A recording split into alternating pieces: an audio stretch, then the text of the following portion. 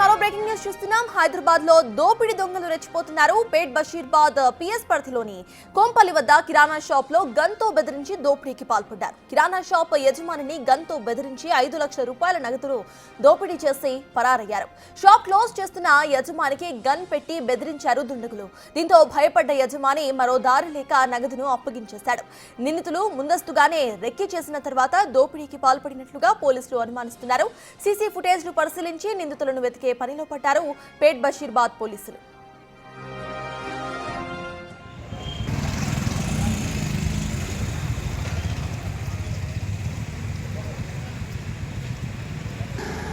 ఆయన వచ్చి సేటు గన్యూ పెట్టి బ్యాగ్ డబ్బులు పట్టుకోగా నేను ఇక్కడ పట్టుకుంటే ఎవరు రాలే అరిస్తే నేను పట్టుకుని ఆ గన్ను ఇవ్వడంగానే వదిలేసిన భయపడి వాళ్ళు వెళ్ళి బండి ఎక్కి పారిపోయారు. బండి నెంబర్ ఏమన్నా బండి యాక్టివా మీద ఉంది. ఇంతకుముందు వాళ్ళని ఎప్పుడైనా చూసినట్టు లేదు వాళ్ళు ఎట్లా వచ్చారు? మామూలుగా మాస్క్ ఉందా? ఖర్చు ఉండే, ఫేస్ కి హెల్మెట్ ఉండే. వాళ్ళని ఎవరి మీద అనుమానం ఉందా?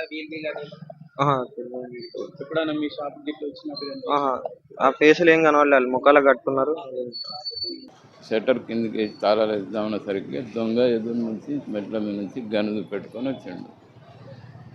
గనుదు పెట్టి బ్యాగ్ లాక్కొని పోయిండు. ట్రై చేశాను కానీ బ్యాగు నేను కింద పడిపోయినా గనుదు పెట్టి పారిపోయాడు. మా పని మనిషి ఏం చేశాడు, క్యాచ్ చేసే లోపల ఆయన గనుదు పెట్టి ఆయన పారిపోయాడు. ఒక 2 వర్డ్స్ వాడిండు, తెలుగే ఉన్నది కానీ ఏం ఆ టెన్షన్లో ఏం అడగలేకపోయాడు. తెలుగులో మాట్లాడేదా? తెలుగే అనిపిస్తుంది. ఒకటో వాడు 2 వాడు వాడింది అంతే. ఏమన్నా అనుమానాలు ఉన్నాయా? ఎవరు ఉన్నది ఒక పేరు చెప్పిన అతనికి పిఎస్ లేదు. గతంలో కూడా జరిగిందా సిగరెట్ డబ్బులు 10 లక్షలు అది దొరకలేదు. ఇంతకుముందు 1.5 పోయింది, దొరికింది మనిషి. అది ఇదే షాప్. ఇది 3వసారి. 2020లో 2020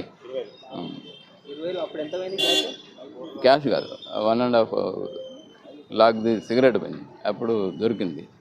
1.5 ఇయర్ కింద 10 lakhs.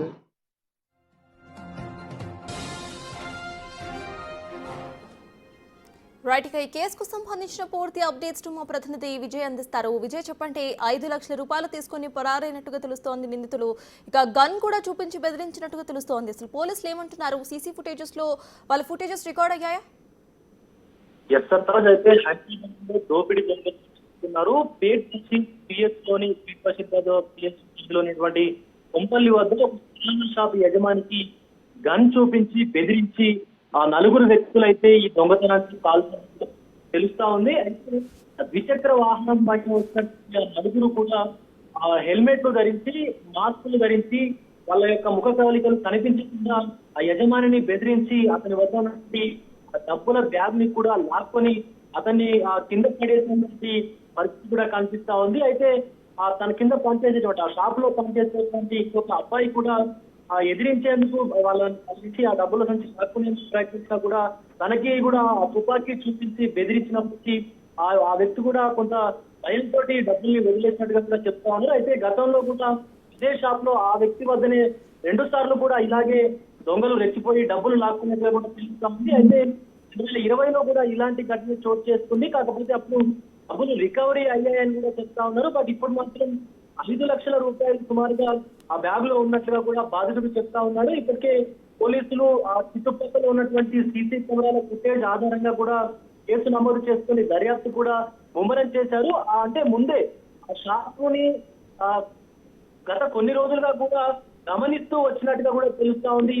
ఆ దొంగతనం చూసినటువంటి మనకు ఆ రెక్కి నిర్వహించి ఆ దొంగతనం చేసినట్టుగా కూడా తెలుస్తుంది వాళ్ళ తీరు చూసినట్లయితే. అయితే కొన్ని రోజులుగా ఆ షాప్ యజమాని ఆ షాప్ ని కూడా గమనిస్తూ రెక్కి నిర్వహించి దొంగతనానికి పాల్పడ్డట్టుగా పోలీసులు కూడా అనుమానం అయితే వ్యక్తం చేస్తా ఉన్నారు. సో ఎక్కడికి వెళ్తుంటారు, ఆ దొంగలు ఎక్కడి నుంచి వెళ్చి ఉంటారనే కోణంలో కూడా పోలీసులు అయితే అనుమానం మొత్తం కూడా క్లియర్ అయితే చేసుకుంటా ఉన్నారు. అలాగే తెలుగు వాళ్ళ లాగానే వాళ్ళు ఉన్నట్టుగా తెలుగులోనే మాట్లాడినట్టుగా భయపెట్టినట్టుగా కూడా షాప్ యజమాని వీడియోలో చెప్పినట్టుగానే ఆ పోలీసులు కూడా అన్ని ఆధారాలను కూడా సేకరించి దర్యాప్తు చేస్తున్న పరిస్థితి. Right, thank you Vijay.